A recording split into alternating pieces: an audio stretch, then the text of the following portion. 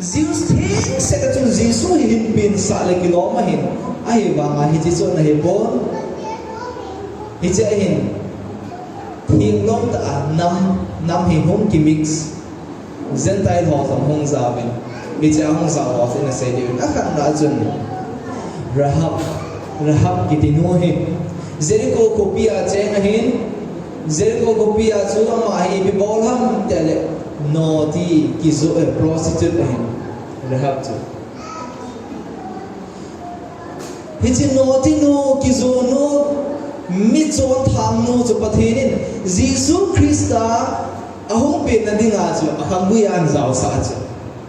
ne thim ba Jesu Christa akhang bu hin prostitute zong za be naughty zong za ai thing lo ta Ibizia chi Rahab hi ai man cha ham ti hi apoi ni tu ni ana ve leo hen Rahab ki tinu hi Jericho kopi achuna chengin Israel te Jericho kopi attack bowling a ki salai ba chu Joshua in gambari mini solat is na Joshua la ka chu mini solat hi ai le his deni chu achi onin Rahab in sunga chun aga ba alu han dai ni chu Rahab hai. Ai semua gawat tu nak cakap betiang dia. Jericho lempa cun. Rahab in sungatun. Isi gamrani mini abah luta Israel te akiti head patah he. Mi soal Rahab. Nain sungaung balut te ni tu hit pui doin. Gamrani ahung ho nahi. Ho mantanding hung ho nahi. Itha do dia hit ni tu. Angai tu hang tu. Ale cahin Rahab ini bisia isi benahin. Hichi mi te ni chu a in den chung nga sang pola su ana selen henge stage hong nai a hin hong honin akile hon tai hoina azun hon ka heta poi ti chi so ba ina ka lo ina thu sim si ma he de Rahab in te ni ko ma so se chu kam ben te ni ko ma chu ai poi pu te ni so bi te ni Jericho mi te hoina bon chawa pathinin nam ho ko da pi do dai ti ka heaven tunin ken ka he chin ni chu Jericho mi te na he ba he poi a bible chang so na bile so swa bu ni chang ko chang som na khat chan chun Rahab na sei chu Jericho mi te zo sin a he hi do bin ama no hin a he chin chu pathinin nam ho ko da Jericho mi te a pi do dai a je chu pathinin na hoi lo pi ta na hin pui ho ka he chinin tu ni ai nam ho ko la hi nam ho mai ti ki thing au mai ta ve ti chu a bible cha na sim le san na i cha hi chi prostitute no mai chon thang no mai ki zo no chi man the lo a koi no is no mai no chu i pe he am tin a he khat om chu tin khat pathin thin bol the an ta sa nai pathin ni tha rahi nam zo se chu tha rahi Israel pathin ni thil bol the pathin zo sila pathin hi ti no ti hi ba ma chu mit chon thang hi ba ma chu chon thang hoi ta in komang hi ba ma chu alunga ne he ni pathin zo se chu ma pathin hi ti an hi chi chun pathin lung chang a bai ka na hi chi chun pathin lung chang bai ka pathin ni lấy gì đó mà ta sao không biết là tiếng à không có ai tiếng Anh gì rồi học bổng số ai hình kỹ hệ gì có thế này thì chỉ số thì số cái tên họ tôi thôi bạn là all rồi hình xây trái cái tiếng bạn này nhưng mà chạy phải được hình anh nhìn là số root dòng hi Judah mi hello Zeus mi hello Moabite cái chỗ Moab mi te hoi bitiam te kana sei zin amon mi te le Moab mi te hi Lot sin hap na Lot hin chanu ni ne hin chapa nei tapon azinu la sin hap ki sultan na Sodom de Gomorrah akisul mga azinu sin hap ki sultan ichai chanu ni se nei hi akipuya gammang la azam ta zo azam bai le gammang la azu koi malom ta lo gam thi ba zu acha te ni to mo thum se om pha la zu acha te ni begin ngai to halam te le ahi po boy na awuno na sei cho he ba pu zui don kham sa ama aku na chai hi na ngai dai ti chu azin chu pasal la ong ta pon inu la thitan inu to ipa in la cha nei ding tiong le ipa se hitan ai thei ta pon ama aku na chai hi ngai dai ti chu icha ku na hi apa chu zu don kham sa onen awno chin na agalu pi dan mobile hi ya zu acha te ni aku na ahin hin hiji nam mi te chu mo mi te hung ki te he ane zo no amon mi te agiti na hiji chu nam thim lo ta apa to hung zo nga cha pu na chu nam khat hung ki sim do hiji nam thim lo a ko na chu ru di hung ping do chu hiji ru chu pathinin akhang gu ya ding a hin juice ki ta chu la kidang sa lo ha chon sin a dim mi te ho ha do the ni ding a chu chon sin a khang bui jong chu a hin zao sa tha hin ale ibija nen ham de la be ki ru din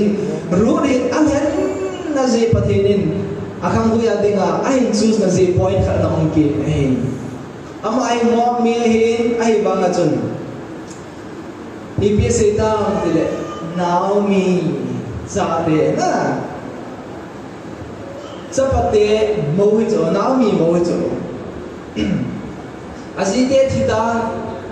chai anu hin naomi hin rut le or pa an mo de ni ko mai ai boy no kile hon ta ke la ka chang ka hin ka te tan ka zilong ta pon na zion la thita chapa jong nei ta pon ka ting nang nia ding ai mo cha kine pi ding ong ta poi nei da thon tan ti la ya he ibisian din or pa hin kenge hi zong le no ki le ta ne chi ta so rurin wang se cho na mi te so ka mi te hi ding na chi na ka chi ding na thi na ka thi ding na hin na ne ka ne ding na a chai na ka se ju pathin lung chang tong khama ma chu na pathin chu ka pathin hi ding hi e chi pathin in a hin choose na point na pathin chu ka pathin ding hi mo mi te chu pathin ho ai po ve pathin hing ho ai po ve ai wang chu i chai ruin anata san chu kanu now mi pathin hing ai ti hian ke chu it's now mi pathin di ta hi pathin so se chu na pathin hi ti ane ke hian ina aku thi me na pathin chu ka pathin ni hi ana ti chu Jesus Christ hong pin ding apa pathin khang bu ya ding ana the hi apoi ni na hedi chun iyan te na aba apoi na kan sei hin chom cha kan sai le hin hedi chuin rehab chu no ti ni ba in pathin than nei da thim bo the na da ta sanen sia chu pathin na the hi ani na su ru hedi chun ana theng ki in athum na ding a kan sei nong chu Jesus hong pe na ding ai Isaiah se cho langahi Isaiah bung sagi chang som le lia chi pisiam tile nunga na ayang woman ki to cho English ba cho nunga khangdong ti tau te nunga hoita ti tau te na nunga khangdong cha nunga thing virgin sungai hung ping ti hi ai Isaiah thim gao hin Jesus Christ ai hung ping ding hi anatia hi miso sin he ta ale Jesus Christ hung pe na ding ai mi tam pi nunga tam pi tu lai se leven amel hoi na amel hoi au sa bo the thio chu phat te cha ki go mo ba ki che ba ai lo le thien tho na hin kho ma no ba virgin sum ka pi ding ki ti se aso itas ki go mo he ale chahi epca ichi Mary Jesus ai ngam ke tane Mary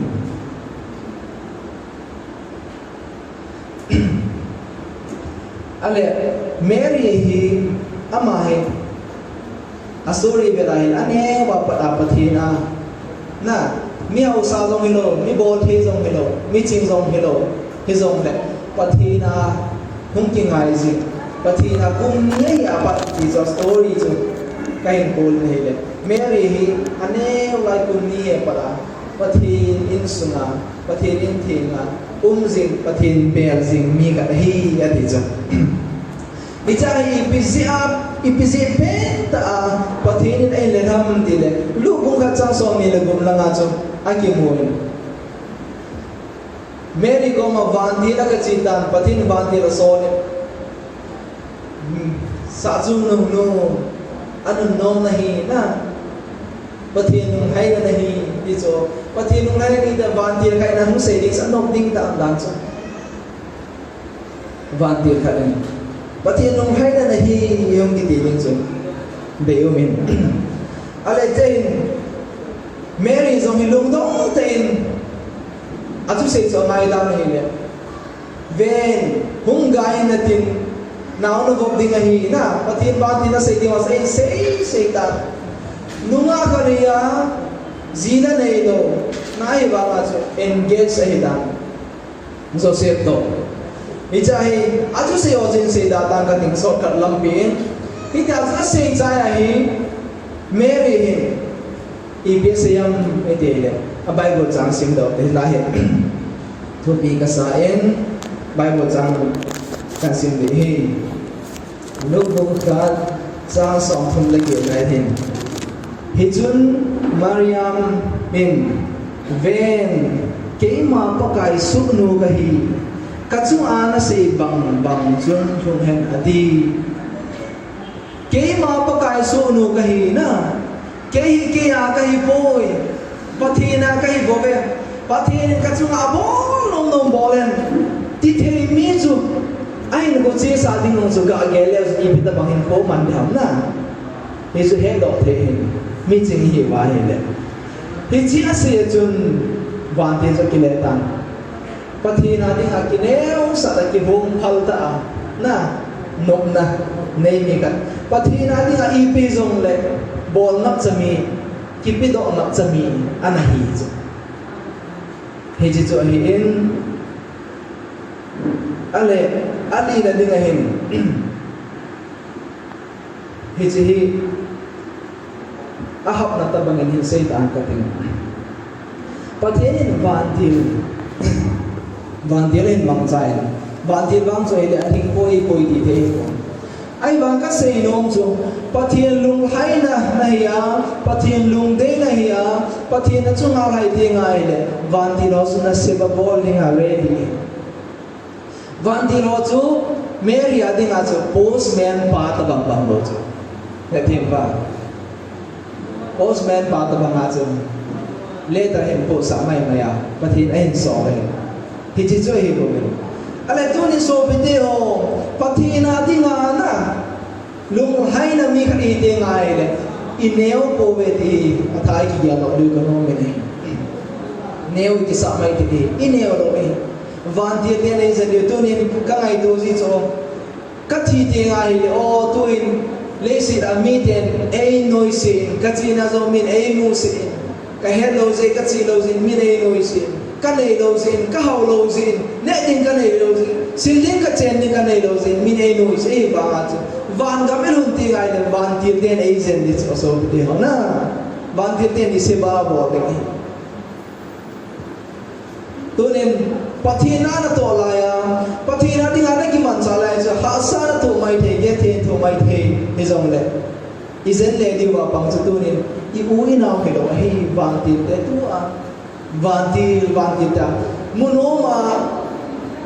ipe ni amo hin Asian ning so hi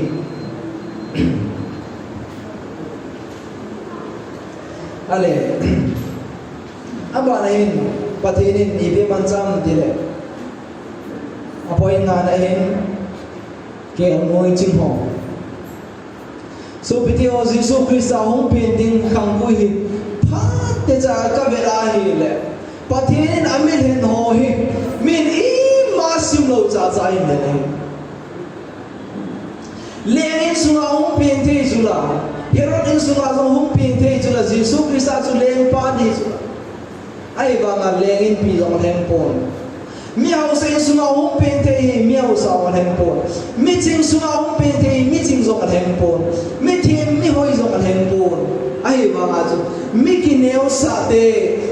alum thim patina dinga ana pi zo te ana ki hong jing te patina dinga ana ki hong jing te na pathin ta san na ti ta na nei te ta bong hoi pathin na nei ke ngoi chu hoi min up kas ani India dan ho ik ai le kas so mo le sudra ki tho chu lo kas so up kas chu amo so le to min lam pi zo pe ra ko na an le in to kha ayo ka thing po ti wa ki si re chu he tim ba Samaritan ho chu amo chu Jews te ho in tai lam pian zo ro ba an li ku ni sa he kan ko ai an li ku aga to kha diong ku thin lo na ge re chu hita bang a chu min out kas an gel te chong su pathin akhang bu ya ding a aim the na hi hiti chun kia ngoi chu ngoi out kas min mi a jong sim lo thing lo wa sim ipisa thing lo wa sim ham ti le kel ngoi ching ki ti chu kel ngoi a hapta ran ha gam mang la a chin jiu chu Israel te ding a chu chon na ni le Jerusalem temple a chi diu hoina chi diu ki thoi na gan ko ma sip diu mai cham sip diu cha hapta se le ki su the jiu chu kel ngoi ching mo cha la om ti ngai le ki thoi nom ta lo kisu the nom ta lo ta san laga wa kisu the nom ta lo ta bang mo chu men low caste outcast ana nei ji na ge bai hita bang so hi se a chu kel ngoi chi wa koi man i wa na ge lo ai wa ngai a mo hi ipc a pathenin a thui a ga he sa ma sat pen ha leng pa song ge sa ma sat pon mi ching hong ge sa ma sat pon hi ba kel ngoi chi mo ko mai van ti la so la na Tunin na ho ding bedem ko pia now sen ping tai na. It's a new thing. Aga het sa pen so. EPC amiti le so pite ho tunin. Ana ngai to kiru te EPC ham tile ken moi chin ho hin. Van tin aga se jun. Ati padovin bedem nam azun tawe di cho. Van tin ase se azu ti padov azu ji ho. Tu lai eho gamazong banti lagi thangtan ata asam loy men ta asam loy men dem ai wanga tu lai chu biha kanto na dung je phak kial dung je chu en jong ke thi pon nan jong he chin pon ni cho chu dem bong dem ngai pon ei ta san lo sei to pathin ji ka he kan lai vanti lo chu pathin asol chun kial ngoi chi hos aki padobi Bethlehem lam azong pai dobi ai le agamu ki rusula patien tu sei chu patien ko na thu hong ki piso sei chu amo hi ready sa abol nga ready ki go sadima ready sadima mo chu patien a hele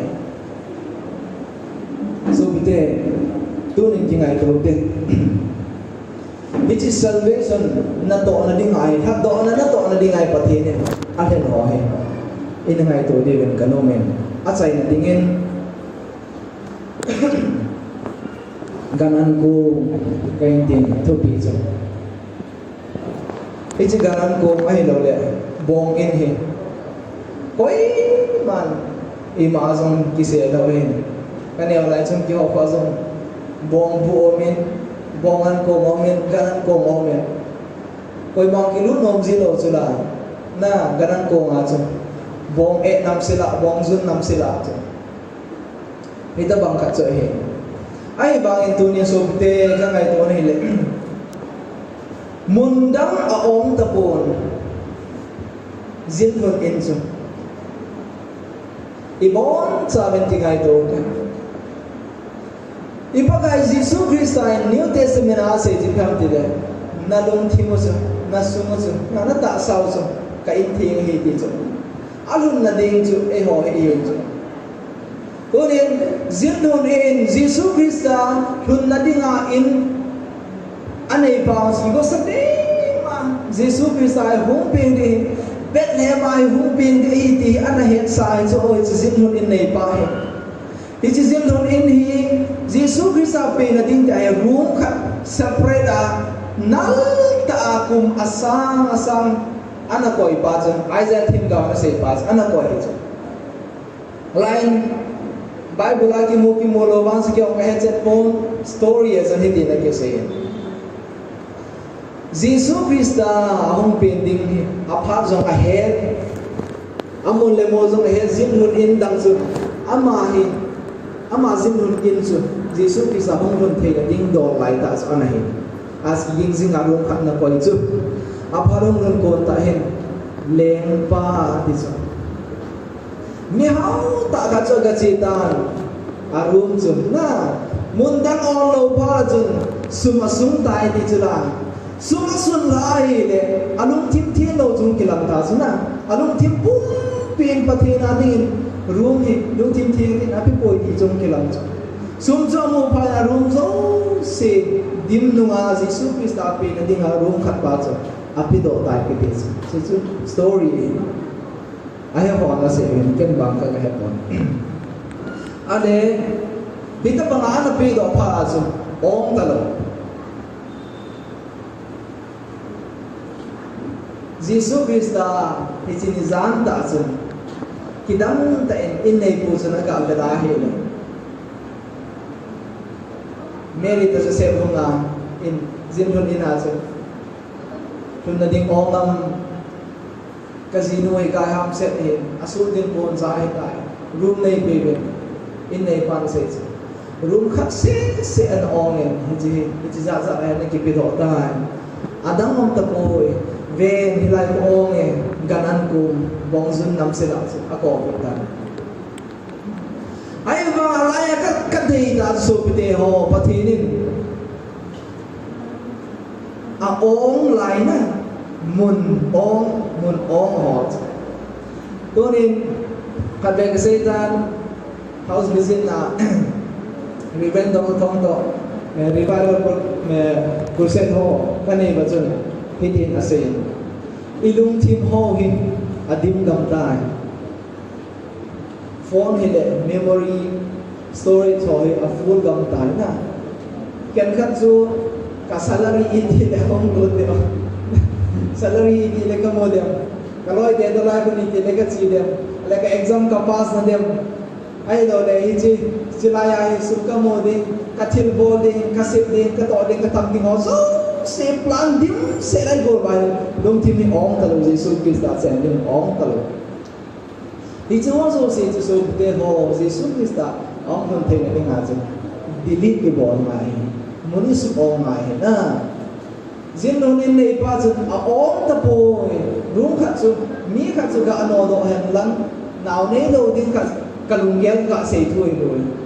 nak ho na wa zen na lai na ma ni kai ham se ne ta tu zan ga lum sa zai moi te naw nei ding kon ai me tyo hi the in nei pa chu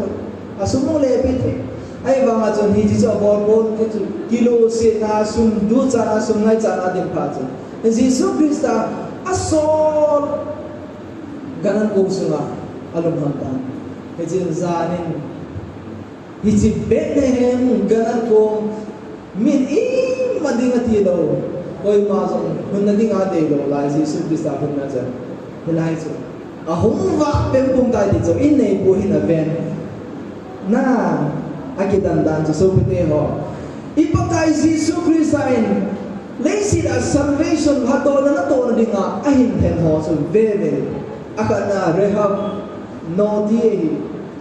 chon se na chu noti kha chi la ben hung pa le len la na he ri le koi man na nai do di noti itidi aleni na chu ru nam thi loi bo apat zong apat cha zong apu na chu hung ki sim do nam kha apu chong su patin ai na so bite Peter Pangatun, apa banjui ka dahil patinin ay hen ho so imuso kay ni. keng moi chung ho min outcast ane ho ahim thengem ganan kung sung him thenge ipg ham amoi ta san ane gen mun a ongi akis ong ben no na ne ti pe to na dung thim ane gen ya su pathe ne na ya he to nin pa kai jesu krista le si da hong pen he ai ho ngai lu ze hi hin ma na chu hat do na na to ding hong pen he to nin hat do na to ding ni bon cha wa yo lo ami so na is ao to nin pa kai jesu krista hong pen ke ding ti zong le pen te lo ding hi ai bang an hat do na to nai bon cha wa is ao thi so bete ho e bon cha wa pa the din chu hat do na to ding ma ei di ko chai pa the mi so na hin chu hat do na mi so na hin za vi na ti ai de na le si lungai to ho na du am na ho na kilo si na hoi tho na kile sa na ki bol thek sa na ki hoi tho sa na a bon cha chu na pai mai ito ba mo sa patay ni naman lo ding ai tu nen le kasim mong tam piu ta ben ai nai le ka si moi de service on ta len ta tai de ai bang service kiti officer le ta zong le hen officer ji ki po awan ga ma len to the po mol mo ta pathina na to thasam ta pathina na to a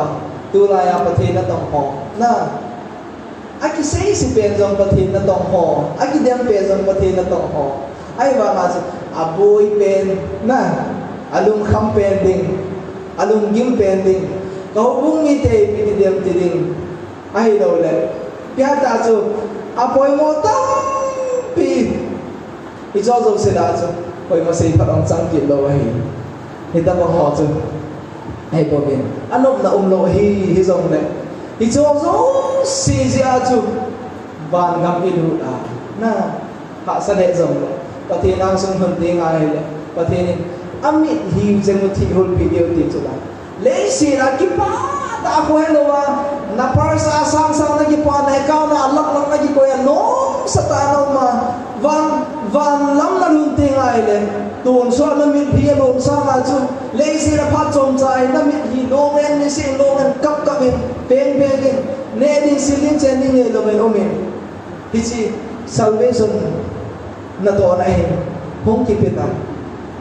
tuần so na hi lo ta do Jesus thi bo ki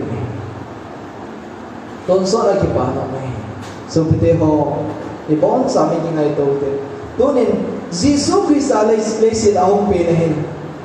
ai ho zo si dong hi si mission a zau ding tunin ai de he nunga ko lang bon sa ben aten ki ngai to hiten patheni na thui se na bon sa de pathe bo ki hat lang lo pin ama hong chang ne na patheni na ta ma chom cha gan nei